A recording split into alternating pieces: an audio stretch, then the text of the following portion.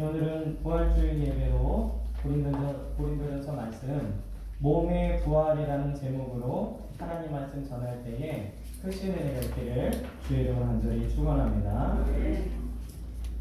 네, 이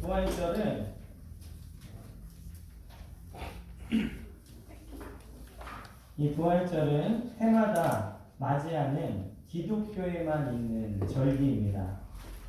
이 다른 종교에도 성탄절과 같이 석가탄신일이나 이 마호메트가 태어난 날을 기념하는 절기가 있지만 이 예수님의 부활을 기념하는 부활절은 오직 기독교에만 있습니다. 이것은 기독교가 부활의 종교이기 때문이죠. 기독교가 부활의 종교라는 것은 부활은 오직 기독교에만 있고 예수님이 역사적으로 부활하셨다라는 증거입니다. 다른 종교들은 윤회를 말하거나 혹은 죽어서 영원히 천국에 간다 이렇게 말을 하고 있지만 오직 기독교만 육체의 부활을 이야기하고 있습니다. 오늘 우리가 예배 시간에 고백했던 사도신경에는 이 부활에 관한 믿음을 고백하고 있죠. 몸이 다시 사는 것과 영원히 사는 것을 믿사옵나이다. 우리의 신앙 고백의 마지막이 바로 이 부활에 관한 믿음이라는 것입니다. 오늘 본문인 고린도전서 15장은요, 우리에게 부활에 관한 많은 정보들을 제공하고 있습니다. 성경은 고린도전서 15장뿐만 아니라요, 신구약에 걸쳐서 많은 부분에서 부활에 대해서 이야기하고 있습니다. 물론 신약에 비해서 구약은 부활에 대한 정보가 많이 담아있진 않지만 그래도 이 구약의 곳곳에 부활에 관한 이야기들이 있죠. 부활은 그만큼 성경에서 확실하게 약속한 것이고 또한 실제적으로 우리에게 이루어질 것이라는 것을 믿습니다. 그러므로 우리는 부활에 대해서 머리로만이 아니라 실제적인 믿음으로 받아들여야 될 줄 믿습니다. 그럴 때 우리는 부활 신앙을 가지고 승리할 수 있습니다. 오늘 부활주일 부활의 능력으로 다시 사신 예수님을 바라보면서 부활의 승리가 우리 사랑하는 베델교회 성도들에게 폭포수와 같이 부어주시기를 주의 이름으로 간절히 축원합니다. 첫 번째로는요, 부활은 언제 일어나는가입니다. 오늘 사실 고린도전서 15장 전체를 좀 봐야 되는데 우리가 봉독하기에 시간이 걸려서 일부분만 좀 읽었지만 오늘 15장 20절에 보면은 이렇게 기록을 하고 있습니다. 그러나 이제 그리스도께서 죽은 자 가운데서 다시 살아나사 잠자는 자들의 첫 열매가 되셨도다. 예수님께서 십자가에 죽으시고 3일 만에 다시 살아나신 부활의 사건은 이미 2000년 전에 이루어졌습니다. 첫 열매가 열리면 그 다음 열매가 열리듯이 부활의 첫 열매가 되셔서 살아나신 예수님께서 예수님을 믿고 따르는 자들에게 그 부활의 능력을 부어 주실 것입니다. 그런데 예수님께서요, 십자가에 죽으시고 3일 만에 부활하신 이후에 아직까지 예수님 외에 부활한 사람은 없죠. 왜냐하면 믿는 자의 부활은 예수님께서 재림하실 때 역사의 종말이 올 때에 일어날 사건이기 때문에 그렇습니다. 오늘 23절에 이렇게 기록하고 있는데요. 그러나 각각 자기 차례대로 되리니 먼저는 첫 열매인 그리스도요. 그 다음에는 그가 강림하실 때에 그리스도에게 속한 자요. 이렇게 기록을 하고 있습니다. 믿는 자의 부활은 오직 한 번에 이루어질 것이고 마지막 날에 있을 것입니다. 예수님의 재림은 반드시 어떤 사건들과 연관이 되어 있습니다. 예를 들면요, 종말, 심판, 멸망, 그리고 여러 가지 징조와 같은 것들인데 이 예수님의 재림의 사건과 연관된 사건 중에 가장 중요한 사건 하나가 바로 부활입니다. 성경은 죽은 자의 부활이 오직 한 번뿐이다 라고 이야기하고 있습니다. 그래서 예수님은요, 요한복음에 선한 사람과 악한 사람이 같은 날 함께 부활할 것이다 라고 가르쳐주고 계시죠.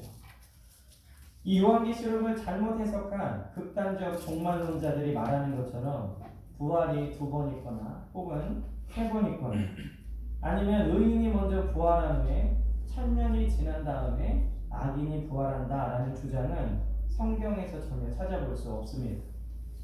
부활은 예수님이 다시 오시는 재림의 순간에 이루어질 줄 믿습니다. 그래서 빌립보서 3장 20절에서 21절에 보면요. 그러나 우리의 시민권은 하늘에 있는지라 거기로부터 구원하는 자 곧 주 예수 그리스도를 기다리노니 그는 만물을 자기에게 복종하게 하실 수 있는 자의 역사로 우리의 낮은 몸을 자기 영광의 몸의 형체와 같이 변하게 하시리라. 바울은 우리의 시민권은 하늘에 있지만 우리가 가진 낮은 몸이 주님 오시는 그날에 주님과 같이 영광스러운 형체로 바뀔 것이다.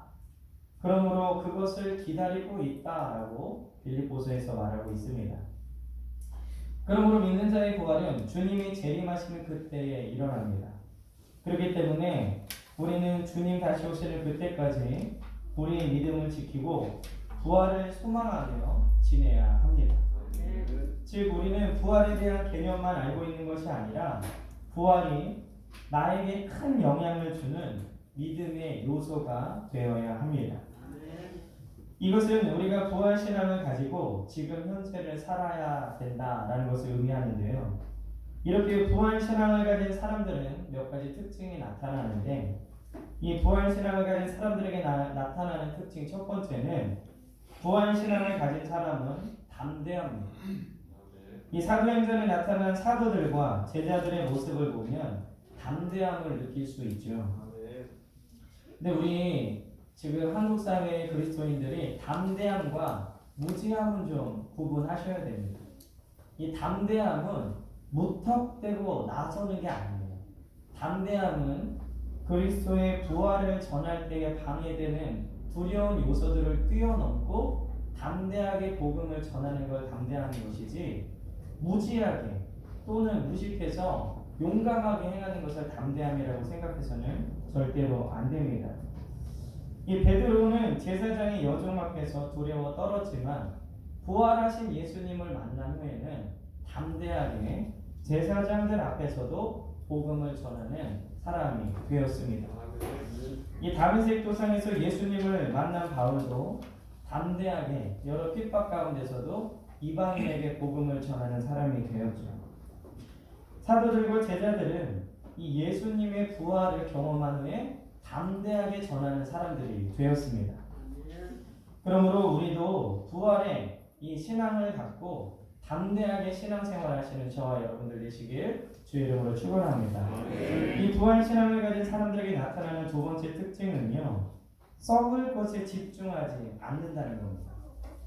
썩을 것, 일시적인 것, 하나님 나라에 필요 없는 것에 집중하지 않습니다.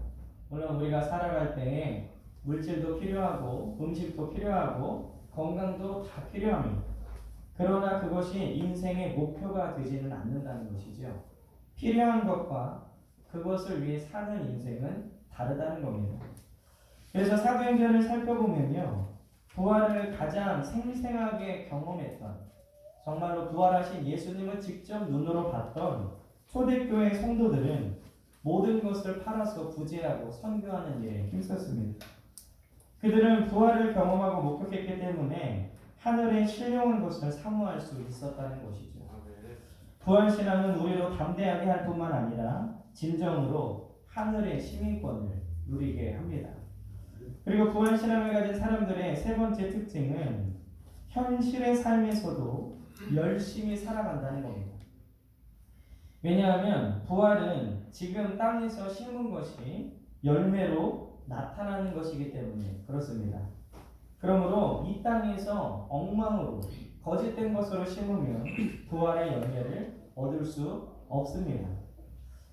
이 시한부 종말론자들이 주장하는 그 시한부 종말론이 가장 큰 해악이 되는 이유는 지금 현재의 삶을 포기하도록 하기 때문입니다. 이 1993년에 우리나라 10월 28일인가요? 그때 시한부 종말론자들이 예수님 오신다고 이렇게 아무튼 우리나라에 큰 심각한 문제를 일으킨 사건이 있었습니다. 그때 막 방송국에서 취재도 갔었죠. 저도 그때 저희 학교에 거기에 빠져갖고 학교를 중퇴한 친구가 있어서 그 친구 별명이 휴거였는데 그 사건이 끝난 다음에 학교에 와갖고 6개월을 학교를 안 나왔어요.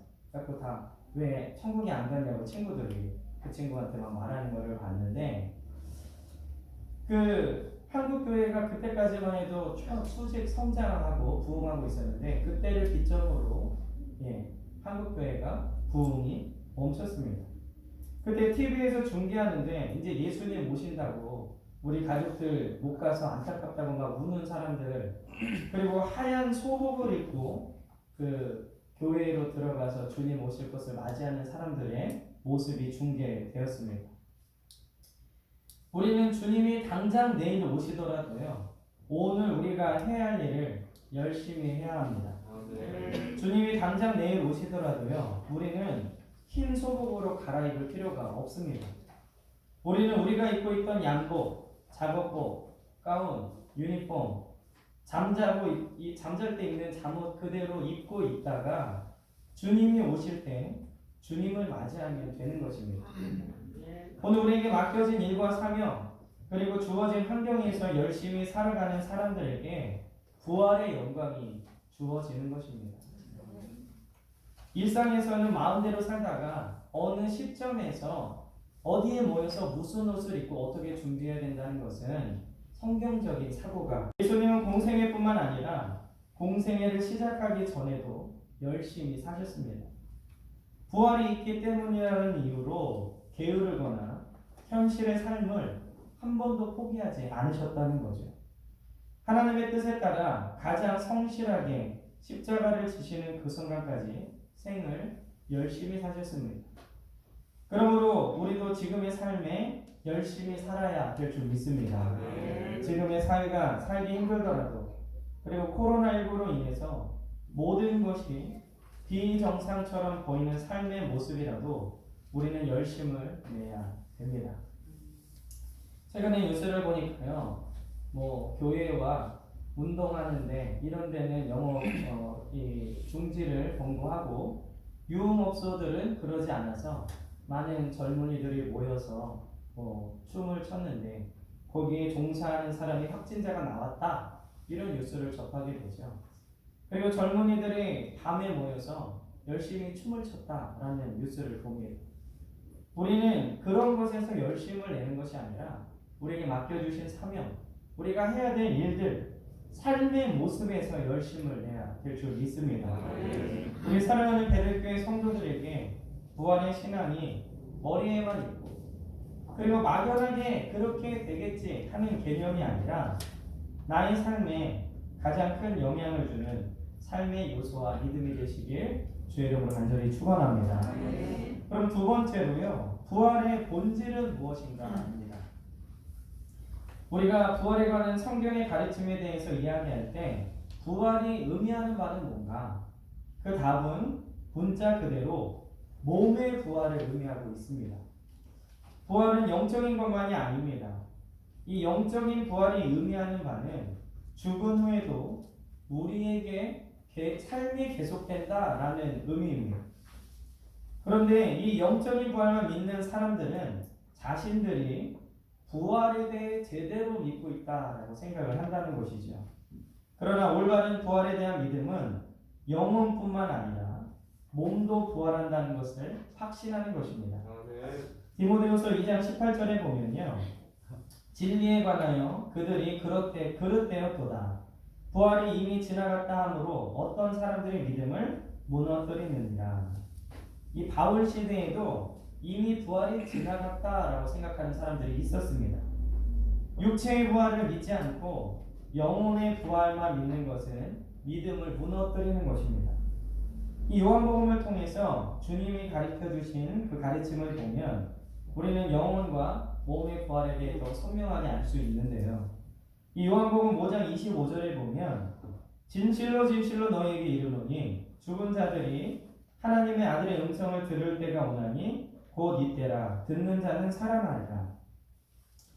이때에 듣는 자는 살아나리라 라는 말씀은 영적인 부활, 죽어있던 영이 말씀을 듣고 깨달을 때 살아난다는 말씀입니다. 즉 이것은 이 거듭남에 대해서 이야기를 하는 것인데, 성경에서 말하는 첫 번째 부활은 여러분들이 제가 하나님의 말씀을 듣고 예수님을 영접하는 그때에 이미 영적인 부활이 일어난 거예요. 우리는 거듭났다면 이미 부활에 동참한 사람들인 줄 믿습니다. 근데 계속해서 요한복음 5장 28절에서 29절에 보면요, 이를 놀랍게 여기지 말라. 무덤 속에 있는 자가 다 그의 음성을 들을 때가 오나니 선한 일을 행한 자는 생명의 부활로, 악한 일을 행한 자는 심판의 부활로 나오리라. 두말할 것 없이 이 뒤에 말씀하시는 두 번째 부활은 심판대에 있을 육신의 부활을 말하는 것입니다. 그러므로 이 두 번째 부활에 참여했지만 첫 번째 부활을 경험하지 못한 불신자들은 멸망에 이르게 되고, 첫 번째 부활에 참여해서 거듭난 우리가 부활할 때에는 육신의 부활로 하나님께서 예비하신 새하늘과 새 땅, 새 예루살렘에서 영원히 살게 되는 것이죠. 우리가 왜 몸의 부활 교리를 거부하는 것이 무서운 이단이며 진리를 거부하는 것이다 라고 말해야 하냐면, 이것은 바로 고린도전서 15장 17절에 나와 있는 바와 같이 구원은 몸의 부활이 없이는 완성되지 않기 때문에 그렇습니다. 오늘 고린도전서 15장 17절을 한번 보도록 하겠습니다. 그리스도께서 다시 살아나신 일이 없으면 너희의 믿음도 헛되고 너희가 여전히 죄 가운데 있을 것이요. 부활이 없으면 우리가 여전히 죄 가운데 있다. 이 아담과 하와의 죄는요, 인간의 영과 혼과 몸에 영향을 끼쳤습니다. 인간이 타락했을 때 모든 부분이 다 타락했는데 그 안에는 몸도 포함되어 있죠. 그러므로 우리는 타락했기 때문에 몸이 병도 들고 늙어가고 죽음을 맞게 된 것입니다.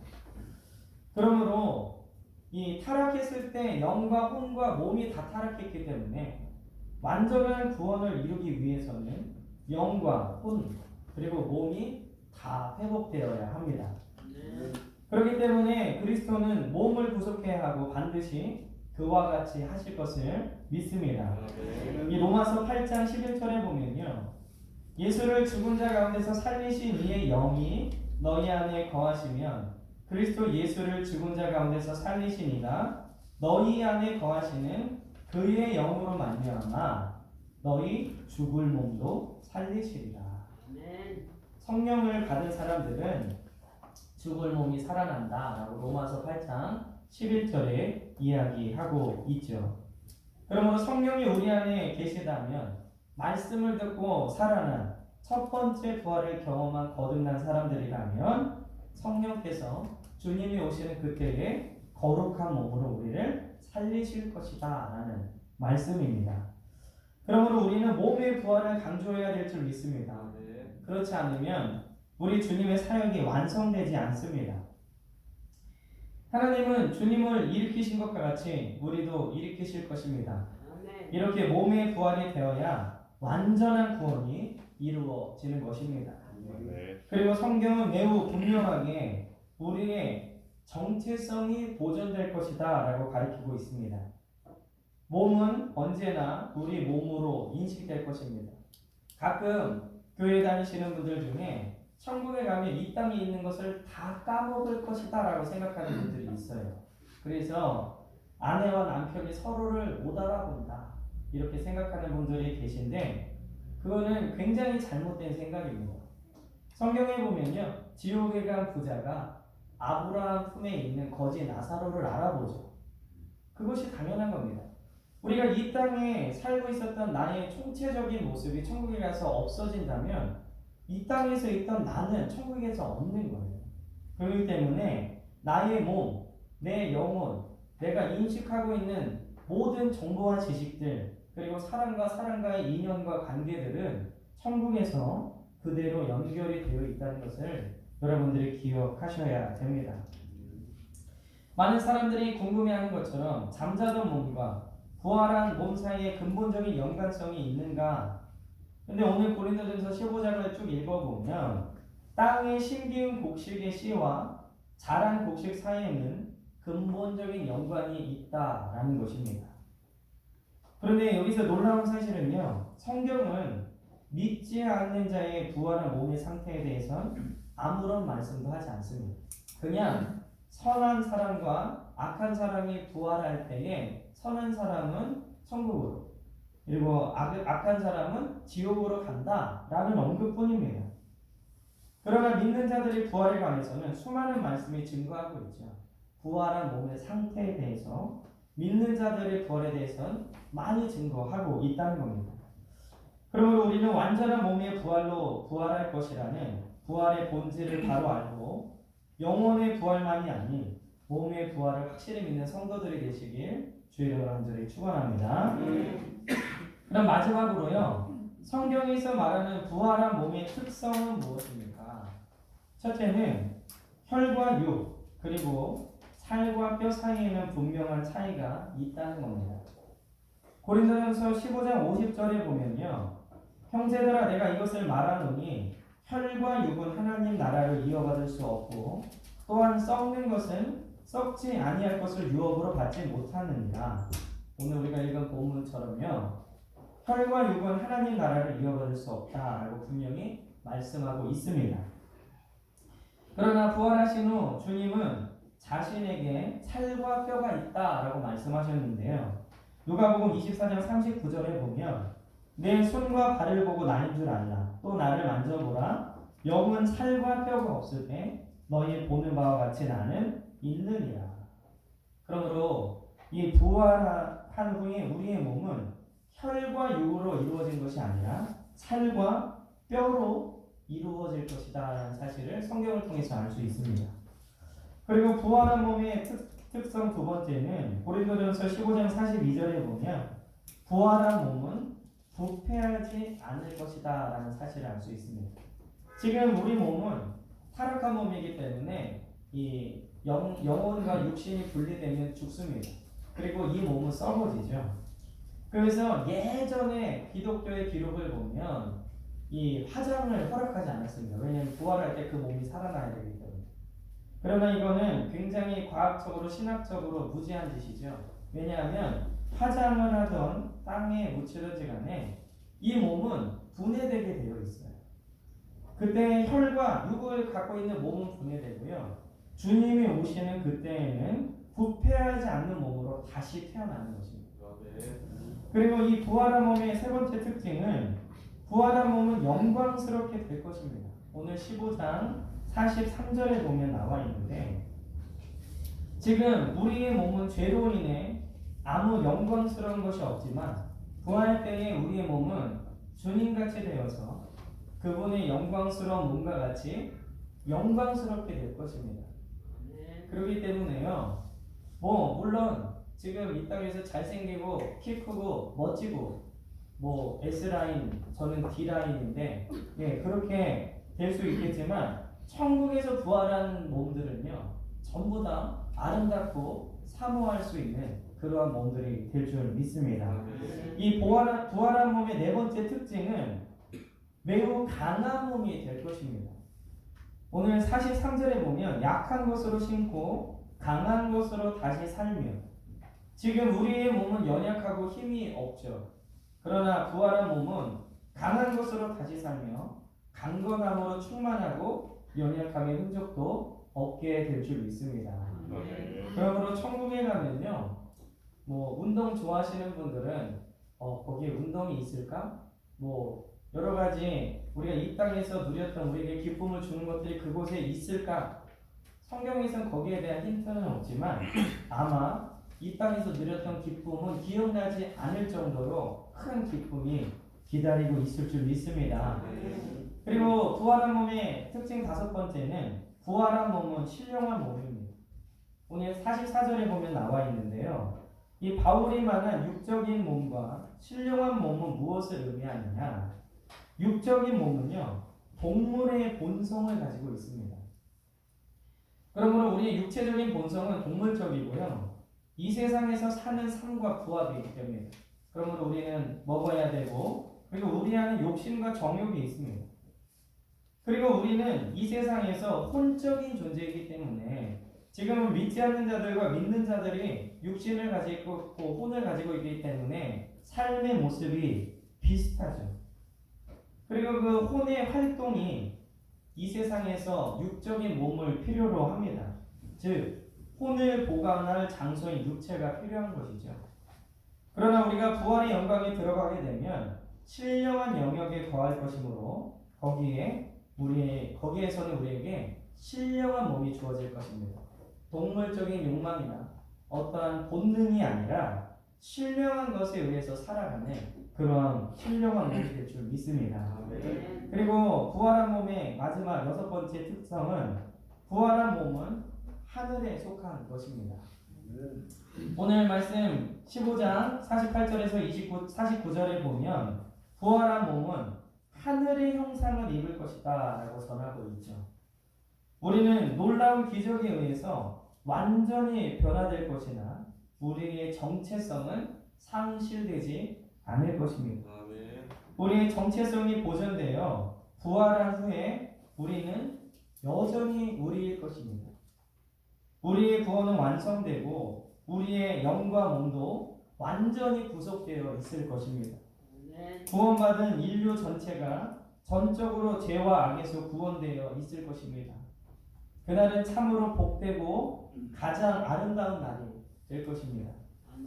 그러므로 오늘 코로나19로 인해서 여러 가지 환란으로 인해 너무 우울해하거나 슬퍼하지 마시길 주의 이름으로 축원합니다. 우리는 희망 없는 자들이 아니라 부활의 희망이 있고 약속이 있는 사람들입니다. 주님께서 우리에게 말씀하신 바와 같이 이방인들과 같이 슬퍼하거나 두려워하지 말라. 이 얘기는 우리가 방역을 지키지 않고 우리 마음대로 믿음으로 살아도 된다라는 얘기는 절대 아닙니다. 우리에게는 부활의 희망과 약속이 있기 때문에 이방인과 다른 것입니다. 우리는 하늘의 몸을 가진 사람들입니다. 그리고 영원한 영광과 행복으로 들어갈 사람들입니다. 그렇기 때문에 우리는 지금 열심을 내야 합니다. 지금 이 땅에서 뿌리는 모든 것이 장래의 열매와 영광으로 나타날 것이기 때문에 그렇습니다. 오늘 부활의 소망과 인내로 이 어려움을 잘 이겨내시고 부활의 기쁨이 늘 함께 하시는 저와 여러분들 되시길 주의 이름으로 축원합니다.